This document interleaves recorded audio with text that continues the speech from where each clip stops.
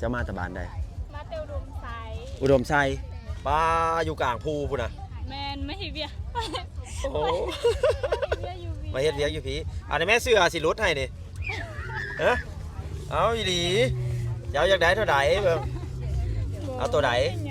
ซื้อหยังซื้อน้อยบ่ได้ไลฟ์สดถ่ายวิดีโอให้เฮ็ด YouTube บ่าวเดชนครพนม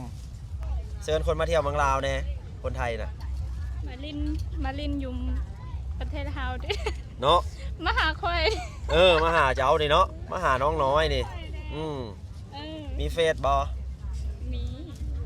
เอาเฟซมาน้องแอนน้อยอย่าเป็นคนลาวสูงเนาะแม่นเลยภาษาลาวสูงไวง่ายเนาะยยงยงเก้า ยง ให้คุณจักได้โสดเนาะโสดโสดเอาเข้าไปเลือกเอานี่นะได้แล้วเนาะ